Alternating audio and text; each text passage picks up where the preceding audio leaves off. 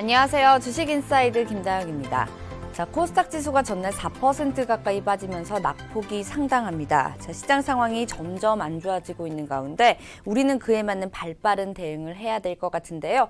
오늘은 전정현 전문가님 모시고 시장 대응 해보기 전에 저희 뉴스 먼저 보고 좀 시작을 해보도록 하겠습니다. 오늘의 주요 뉴스 먼저 화면을 통해 만나보시죠.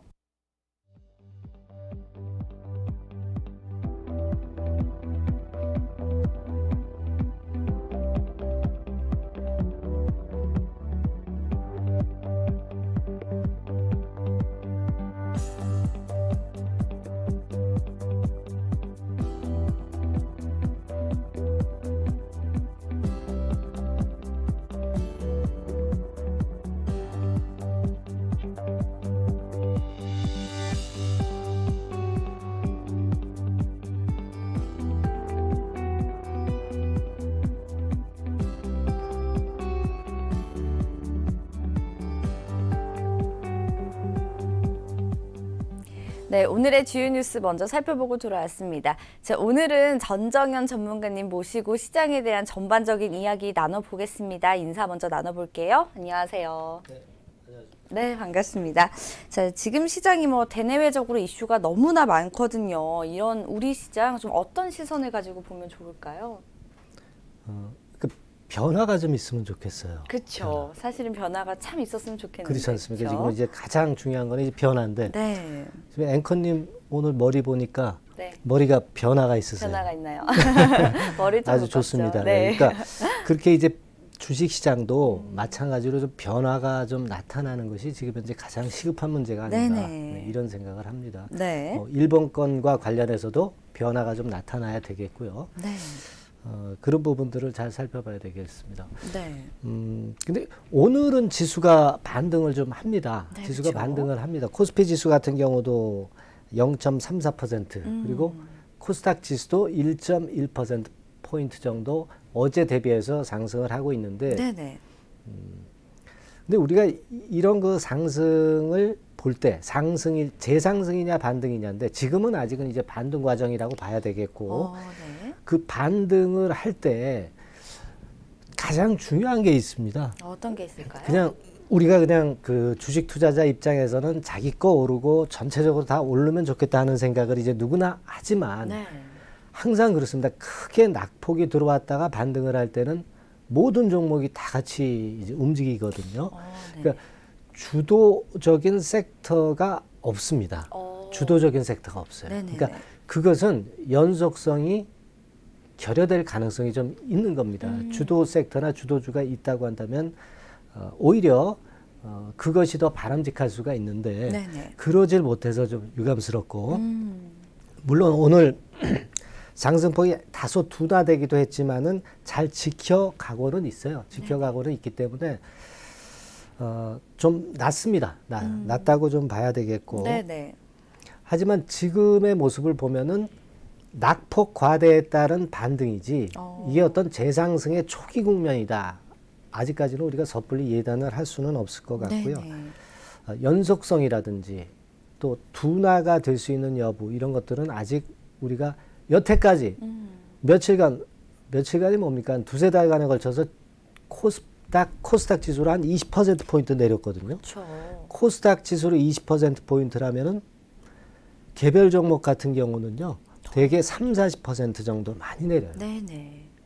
실제로 그렇습니다. 그래서 네. 그런 연속성이라든가 둔화 여부라든가 이거 아직까지는 좀 조심스럽게 좀 봐야 되겠고, 네네.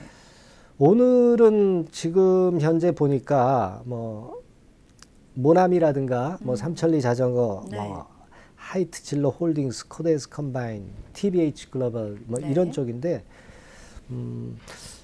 하이트진로 홀딩스 같은 경우는 사실 우리가 알기에는 애국 관련해서 그쵸. 좀 움직이는 것 같지 않습니까? 네네. 근데 요즘 새롭게 대두된 또 하나의 리스크가 있습니다. 트럼프 리스크라고 해가지고 네네.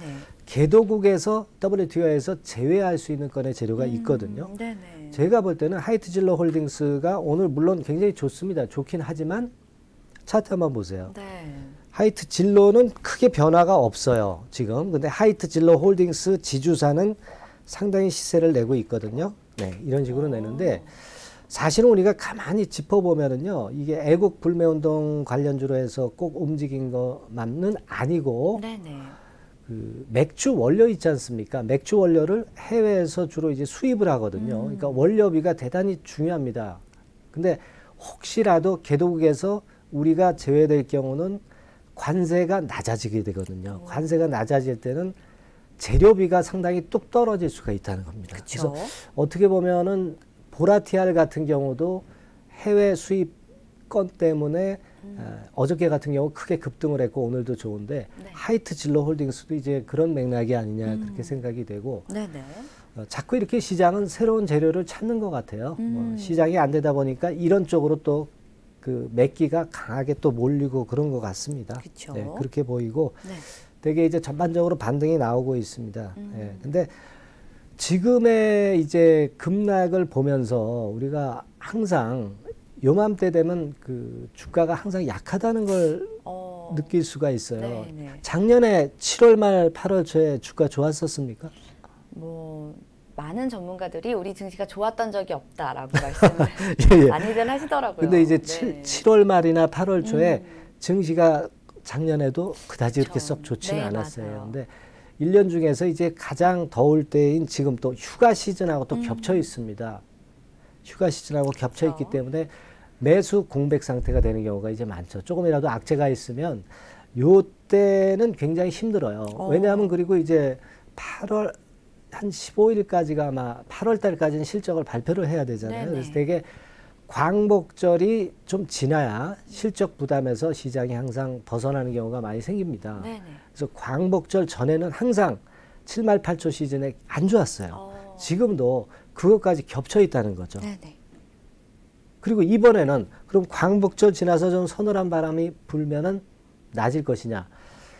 일본 그 수출 규제권, 화이트리스트권이 또 남아 있잖아요. 네네. 그렇기 때문에 이것이 조금은 더 8월 말까지 지연될 소지도 없지 않아 있는 겁니다. 네네네. 8월 말에 결정이 날 수 있는 거 아니에요.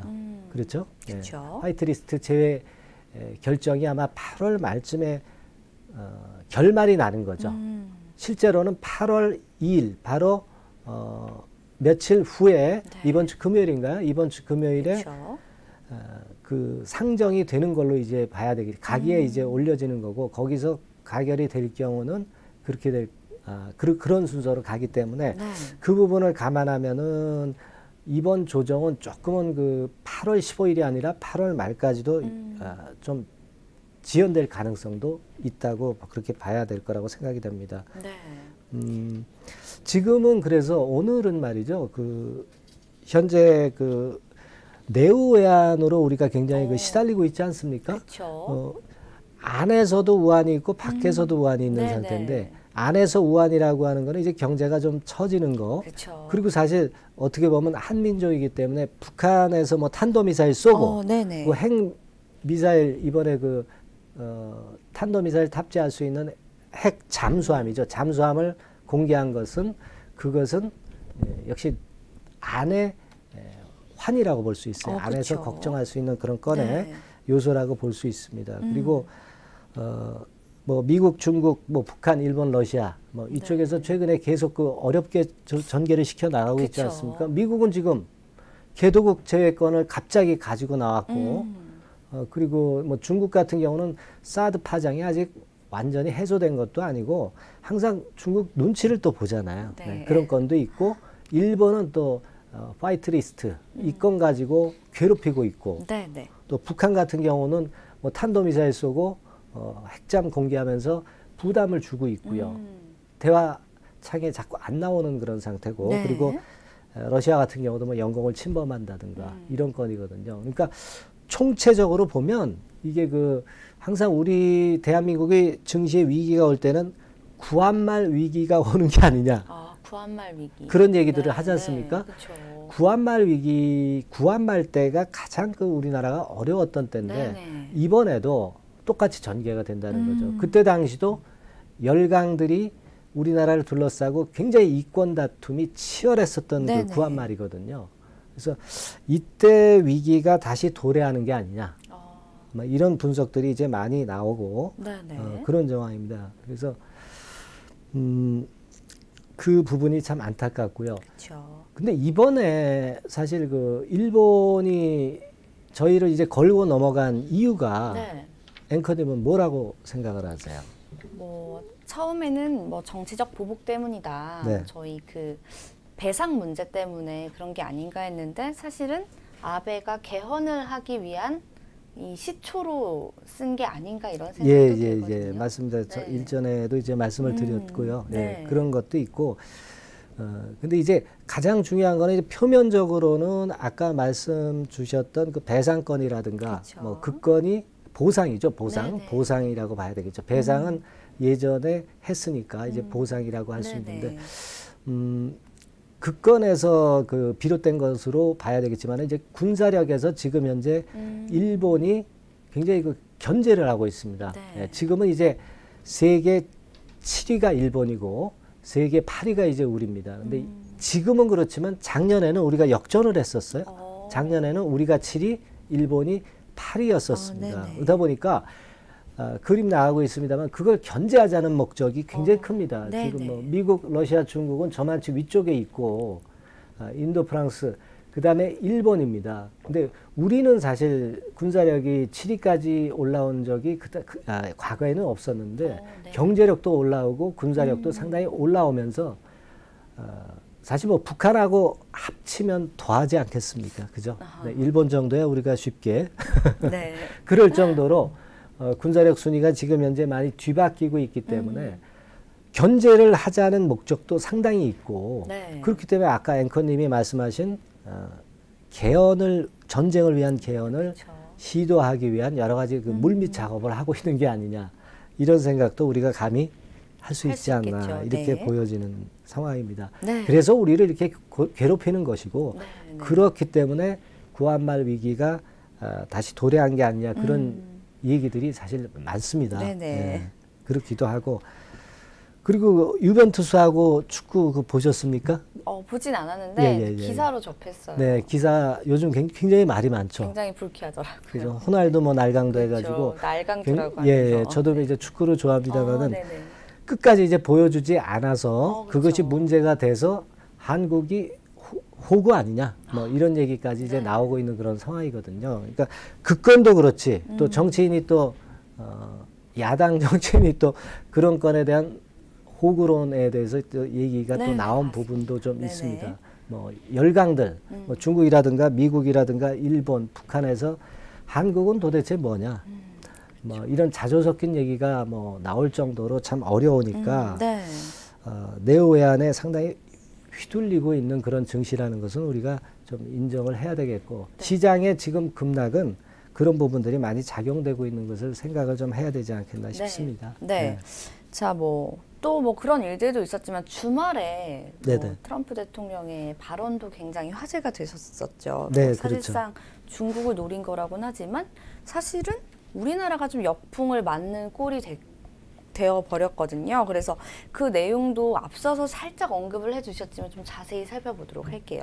네, 그러니까 WTO 이제 세계 무역 기구죠. 네. 거기서 이제 개발도상국 지위가 있는 국가가 한 3분의 2 정도 됩니다. 네. 3분의 2 정도 됩니다. 그러니까 그 지위를 얻고 있게 될 경우는 어떤 상대적인 관세를 더 매길 수가 있어요. 상대 국가에 대해서. 네네.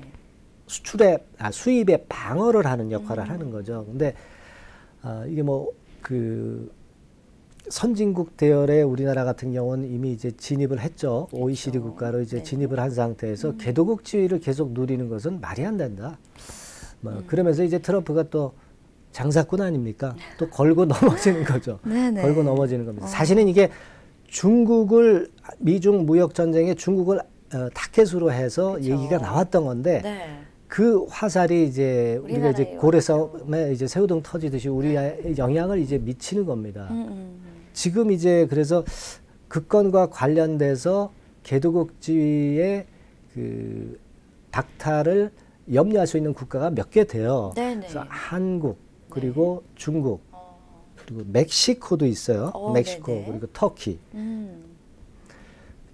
그렇게 그렇기 때문에 이번에 문제가 되는 것은 수입 농산물 관세를 내려야 됩니다.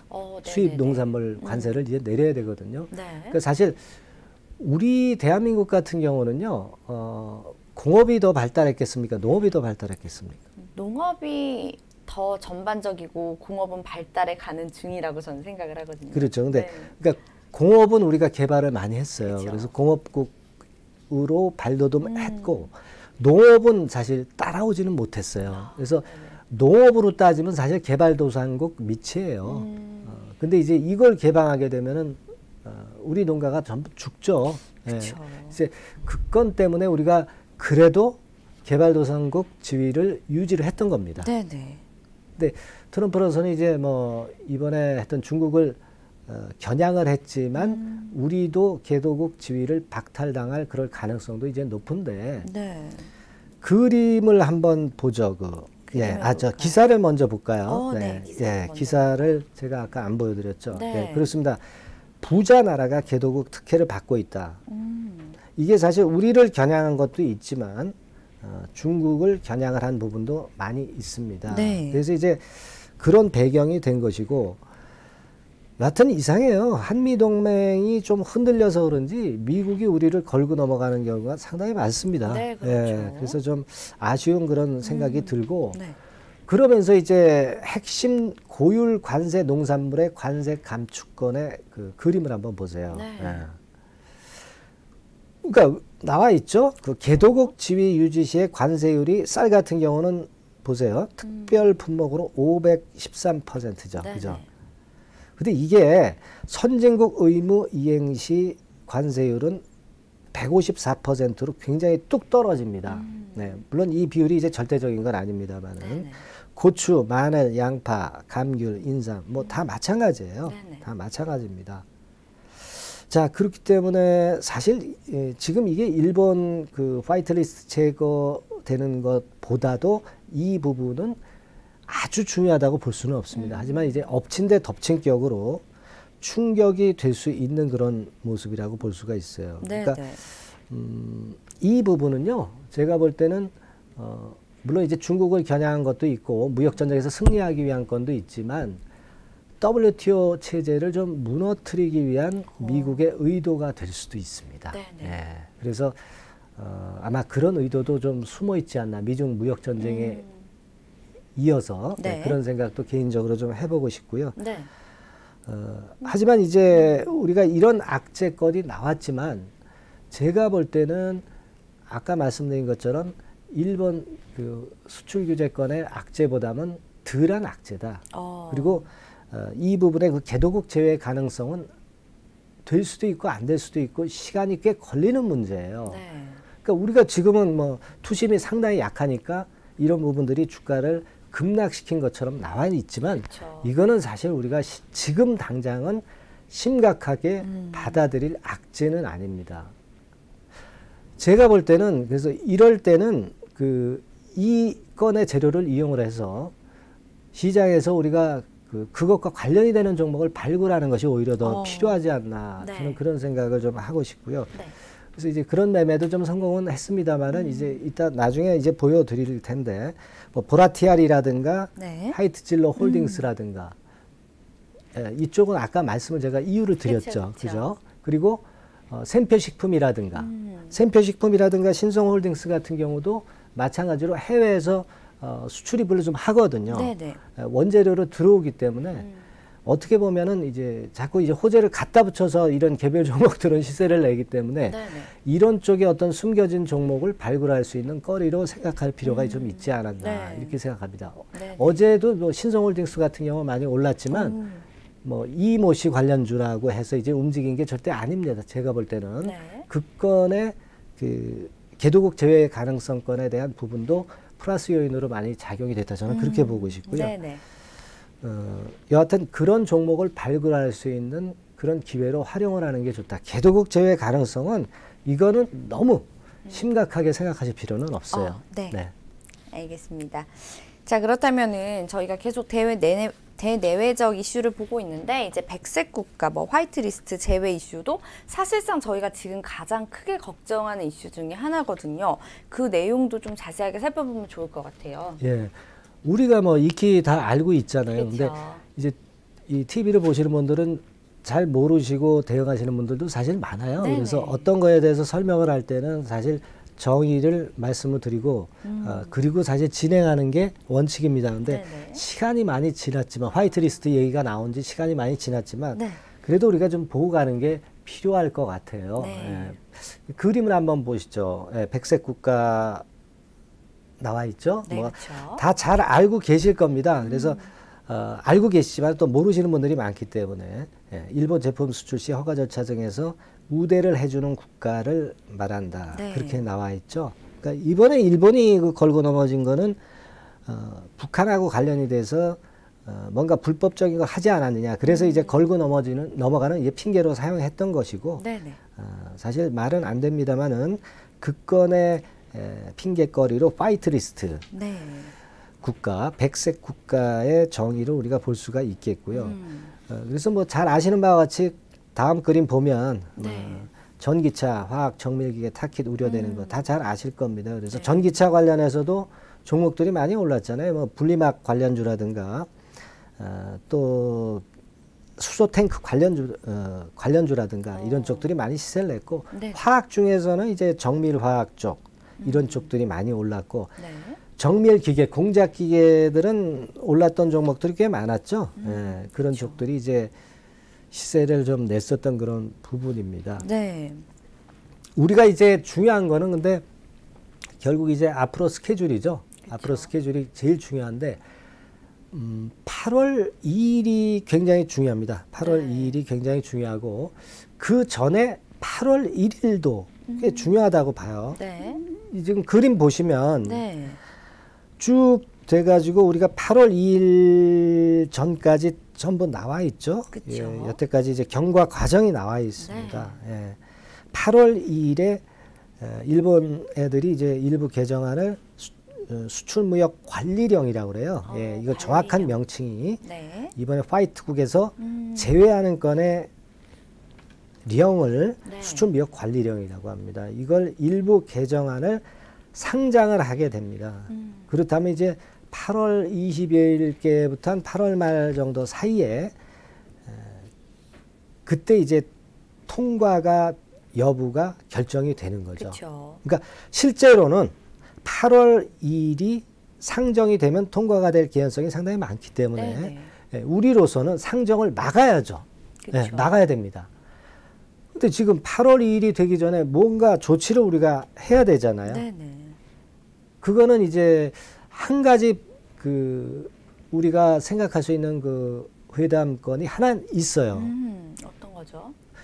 8월 2일 바로 전에 네. 8월 1일 날 외무부 장관끼리 그 한일 외무부 장관끼리 만나는 그런 건이 있습니다. 아세안 안보 포럼이라고 있어요. 오. ARF라고 있는데 네네. 여기서 저희가 이제 마지막 그 카드를 제시할 수 있습니다.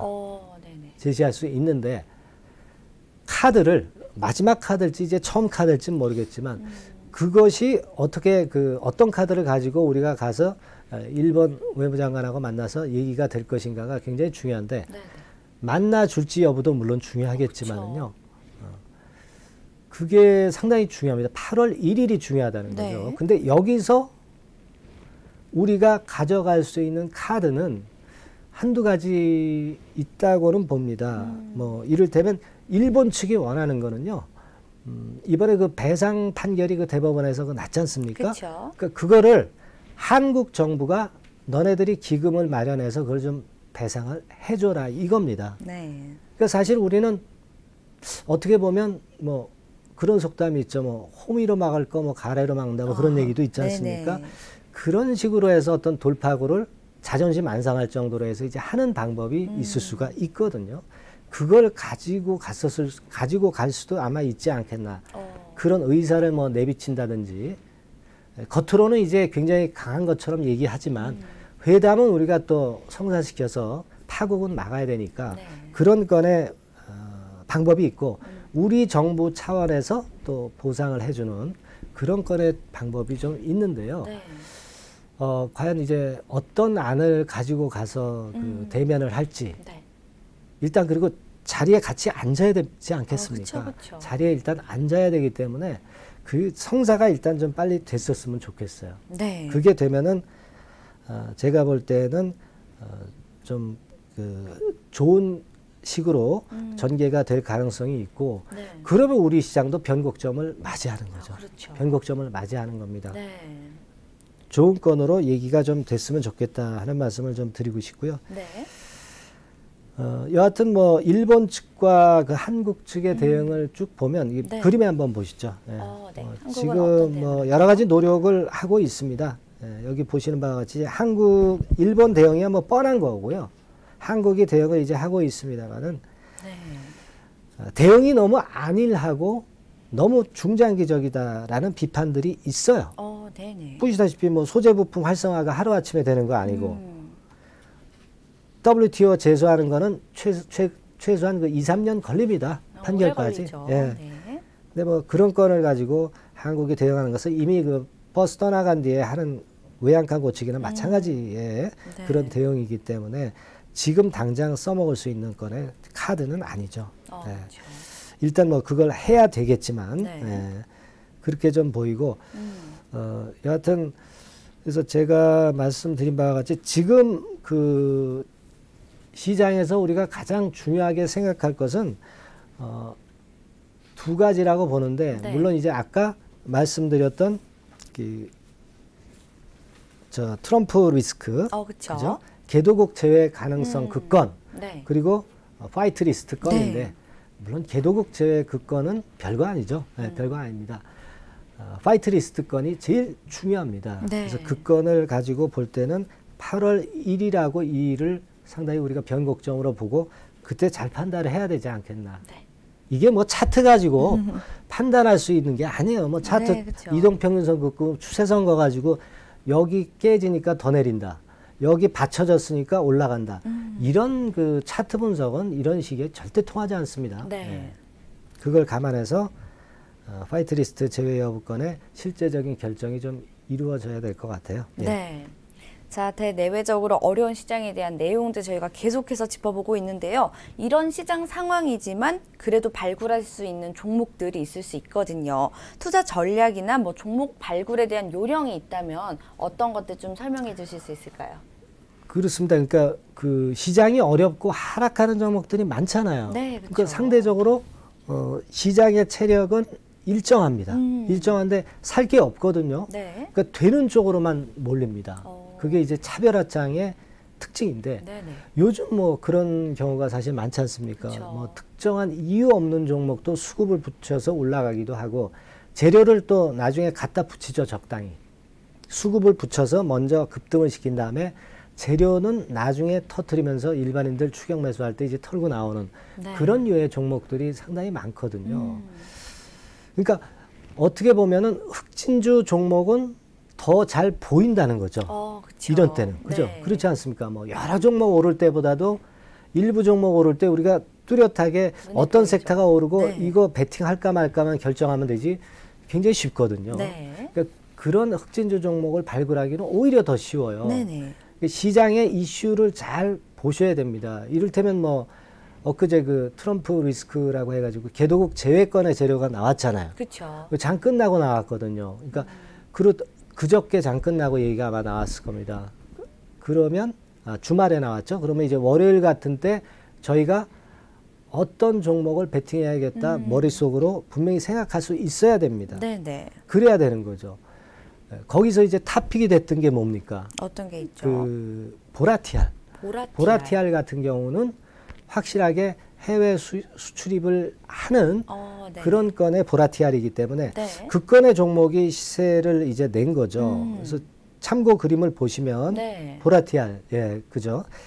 이제 뭐 무료 체험 종목 ITBC에서 가끔 드리지 않습니까? 네. 예, 그래서 보니까 이 제가 뭐 드렸던 건데 당일날 동그라미 부근에서 매수해서 위쪽에서 팔아서 그 당일날 10% 차익이 납니다.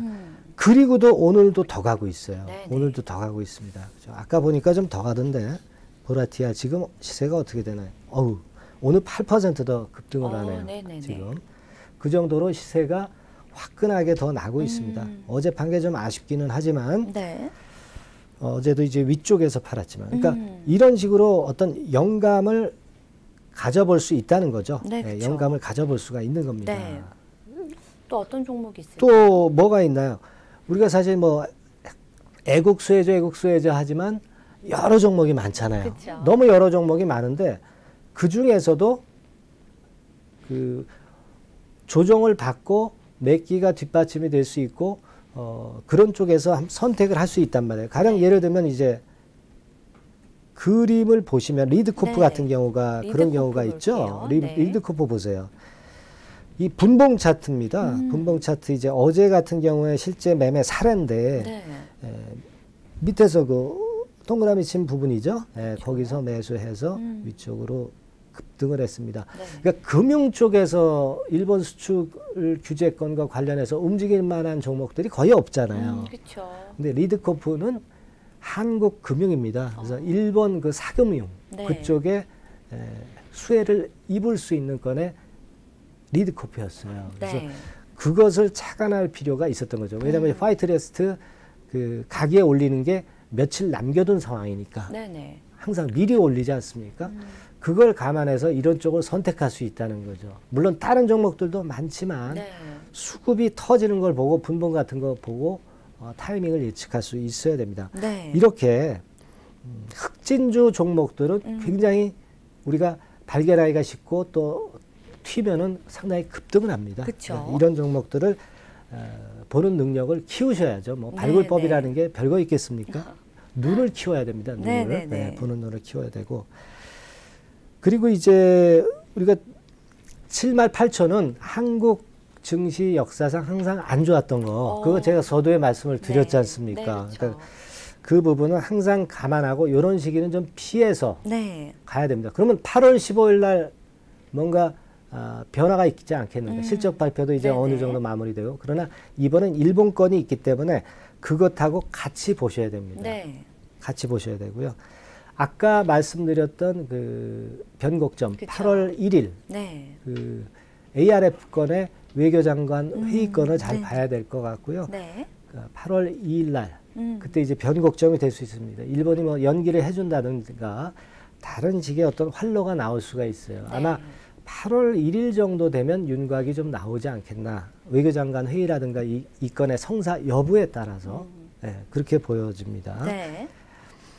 그리고 이제 지수 같은 경우는 네. 사실 지금 지수를 예측한다는 게 큰 의미가 무의미한 없죠. 것 같아요. 네. 왜냐하면 그 일본권과 관련한 재료가 어떻게 결말이 나느냐에 따라서 지수가 결정이 되는 것이기 때문에 네네.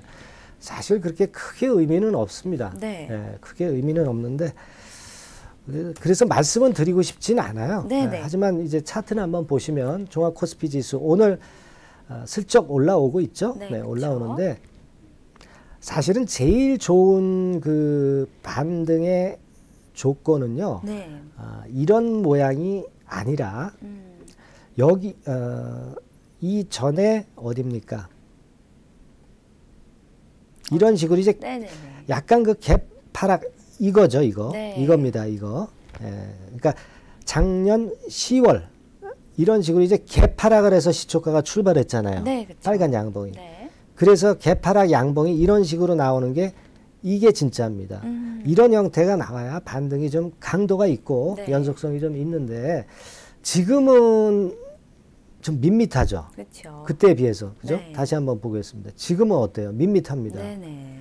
이 정도로 가지고는 그렇게 크게 아직은 탄력은 없어요. 그쵸. 하지만 이 지수는 화이트리스트 그 극건의 재료가 만들어지는 것이지 네네네.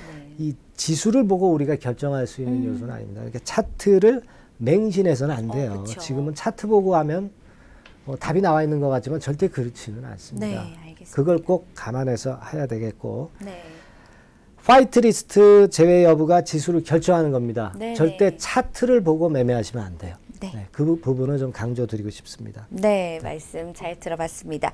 자, 오늘은 전정현 전문가와 함께 한국 증시의 대내외적 이슈에 대해서 자세히 분석하는 시간 가져봤습니다. 오늘 도움 말씀 주신 전정현 전문가께 감사 인사드릴게요. 감사합니다. 네, 감사합니다. 네, 저희는 잠시 오늘의 주요 뉴스 살펴보고 다시 돌아오겠습니다.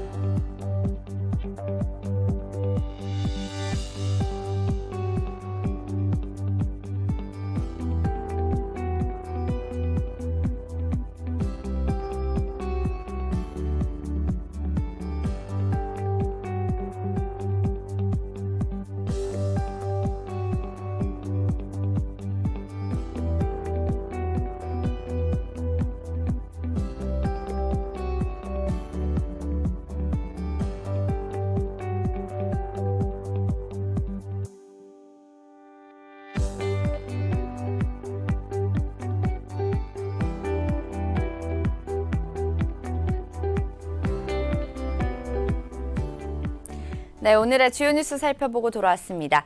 매주 화요일과 목요일은 장장희 수석연구원님과 함께 딥싱크를 통해서 시장 분석해보는 날이죠. 바로 인사드릴게요. 안녕하세요. 네, 안녕하십니까. 네, 반갑습니다.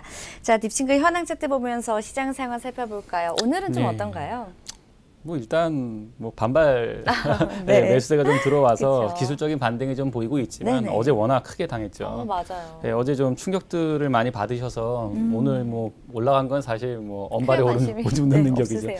예, 좀 많이 안 좋습니다. 네. 현재 시장은 전체적으로 보게 되면 아무래도 FOMC 결과 발표 뚜껑 열릴 때까지는 시장 자체는 반등하기 쉽지는 않다고 네. 판단이 되고요. 미중 무역 협상도 지금 대면 협상이 진행이 될 텐데 이거 역시 뭐 그게 크게 기대할 바는 없다라고 현재 시장에 나와 있는 상황이죠. 네. 그래서 지금 현재 시장은 전반적으로 좋지 않습니다.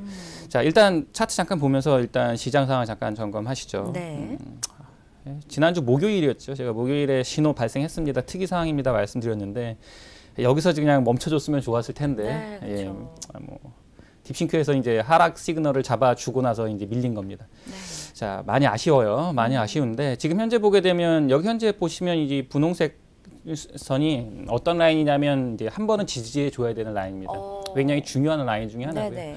지금까지 이제 흐름을 보게 되면 이 기준선을 무너뜨리게 되면 하방으로 굉장히 강하게 밀려 내려가는 패턴이 벌어져야 되는 시점이에요. 다행인 것은 현재 그렇게 밀릴 만한 상황은 아니라는 거예요. 네네. 예, 말씀드렸듯이 현재 시장이 굉장히 싼데 문제는 시장에 현재 수급이 받쳐주지 못한다는 거예요.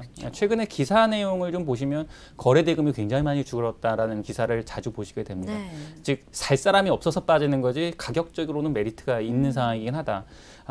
오늘 역시 원래 이렇게 세게 밀린 상황에서 지지를 확실하게 받을 때는 반발 매수세가 강력히 들어와야 하는데 네. 지금 현재도 수급이 받쳐주지 못하는 상황이라고 보셔야 돼요.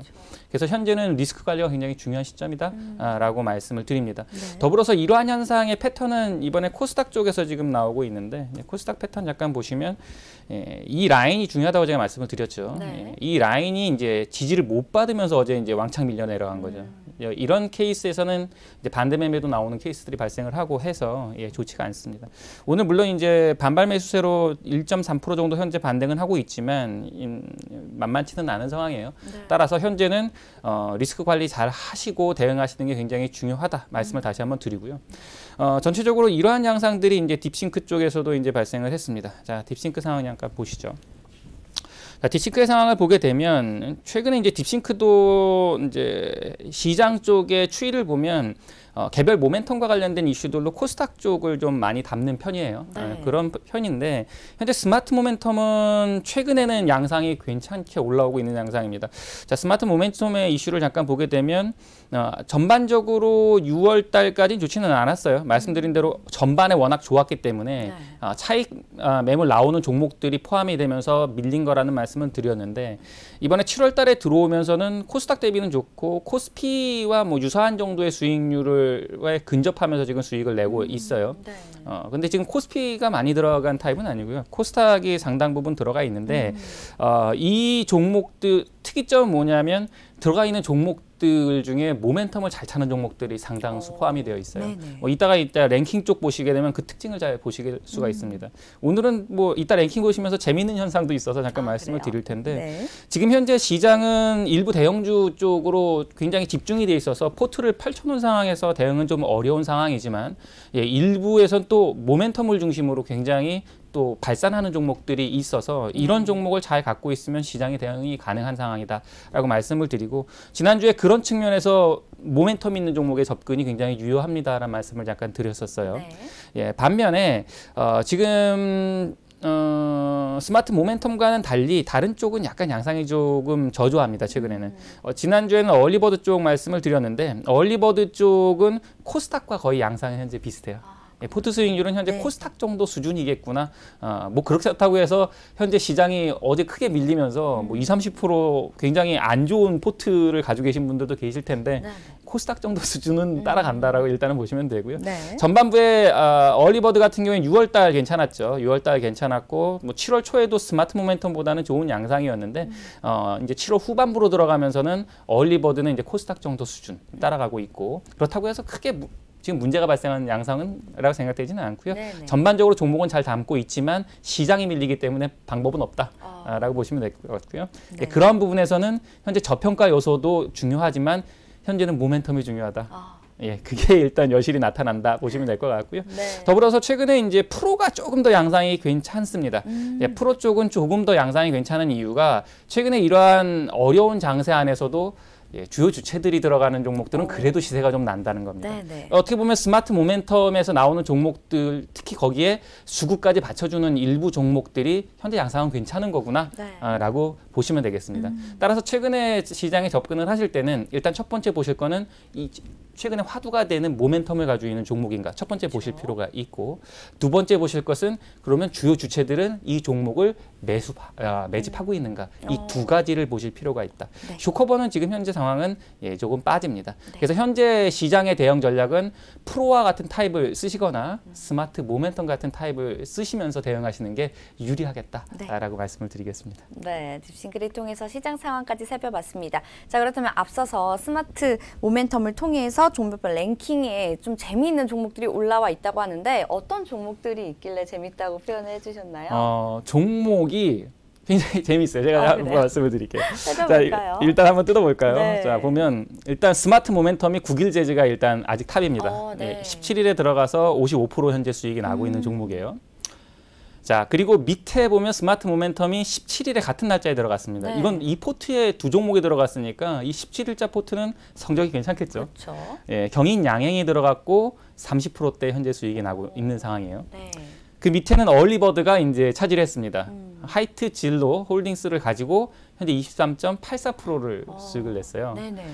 그 밑에 보면 이제 리드코프가 올라와 있고요. 자, 이런 상황인데 전체적으로 보게 되면 어떠한 최근에 이제 이슈는 뭐냐라고 물어보게 되면 뭐 국일제지와 그래핀과 관련된 이슈가 워낙 강한 종목이고요.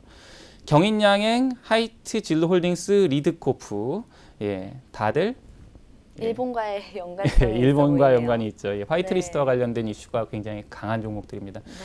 오늘도 역시 강하게 올라오고 있죠. 앞으로 이제 3일 남았죠.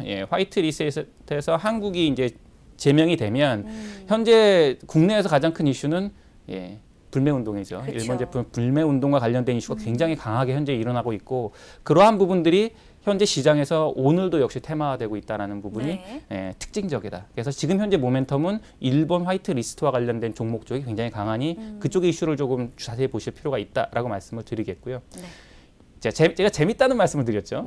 자, 여기에 자, 위에 있는 세 가지 종목에 특이점이 있습니다. 뭘까요? 특이점이요? 어떤 게 있을까요? 여기에 제가 힌트를 하나 드린다면 오늘 종목에 TBH 글로벌이 또 하나 지금 저희가 편입되어 있는 종목입니다. TBH 글로벌까지 놓으면 어떻게 될까요? 혹시 다 상한가를 지금 달리고 있는 종목들입니다. 재밌는 게 뭐냐면 제가 이제 차트를 보여드릴 네, 거예요. 네. 예, 9일 재지 경인양행 하이트질롤링스 TBH 글로벌이 어떤 현상을 나타냈냐면 네. 예, 재밌는 현상은 말씀드리면 예, 릴레이입니다. 릴레이. 자, 9일 재지가 스마트 모멘텀에서 상한가를 친 날이 바로 네. 이 시점입니다. 야, 이 날짜를 보게 되면 이제 7월 23일에 상한가를 쳤어요. 네네. 예. 자, 그것을 이제 바톤 터치를 받습니다. 자, 바톤 터치를 받은 종목이 바로 경인양행이죠. 네, 경인. 예, 경인양행이 엊그제 바톤 터치를 받고 네. 상한가를 갔습니다. 그러네요. 경인양행 같은 경우에는 지금 포토리지스트와 관련된 소재를 만드는 업체인데 최근에 이제 민주당 위원들이 이제 방문을 하면서 갑자기 또 부각이 네네. 되면서 이날 상한가를 쳤죠. 네, 그렇죠. 예, 그 다음 날 만약에 얼리버드로 가셨다면 네.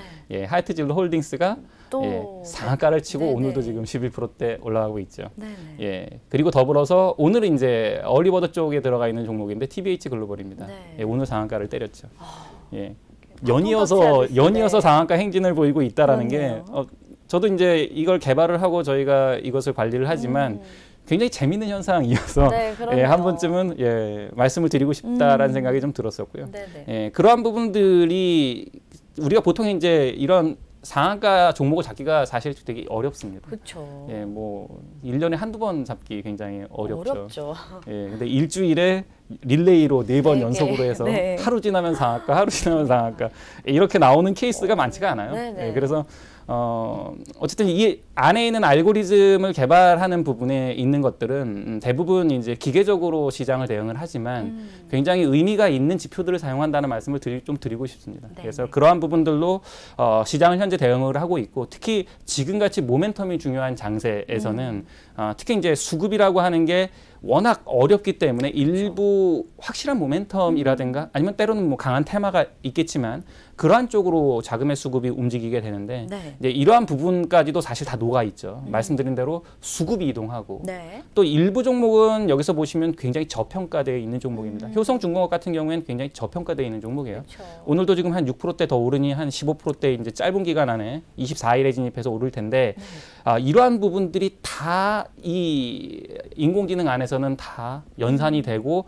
종목이 선별이 된다는 것이죠. 네. 그래서 이렇게 어려운 시점에서도 예, 종목들을 선별해내는 데는 나름 탁월한 성능을 보이고 있다. 네. 그러한 것이 가능한 게 전 종목에 대해 있는 데이터를 사람이 못하는 일을 해내기 때문에 가능하다라는 말을 잠깐 드리고 싶고요. 네. 어쨌든 지금 현재의 시장 대응은 여기서도 보시겠지만 현재는 스마트 모멘텀과 같은 모멘텀 쪽이 현재는 주요하다. 이렇게 지금 현재 수급이 없는 상태에서 밀리면 사실 모멘텀이 제일 중요합니다. 사실 그렇죠. 예, 네. 뭐 이유 없이 밀린다라고 하시겠지만 그것은 쉽게 말해서 살 사람이 없는데 팔 사람만 있는 시장에서는 그렇죠.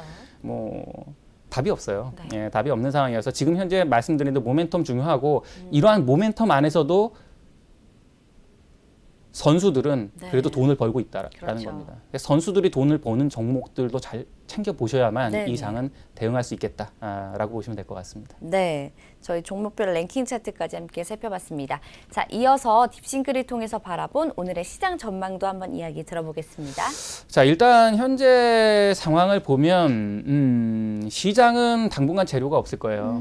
예, 네. 뭐 일단 뭐 FOMC 쪽 관련된 이슈도 좀 있는데 잠깐 보시면 달러 인덱스 상황을 보게 되면 이미 금리가 계속해서 빠진다면 사실 달러가 강해지긴 어려워요. 그쵸. 예, 근데 이미 금리에 관련된 이슈는 이미 시장에 다 반영됐다고 보시면 됩니다.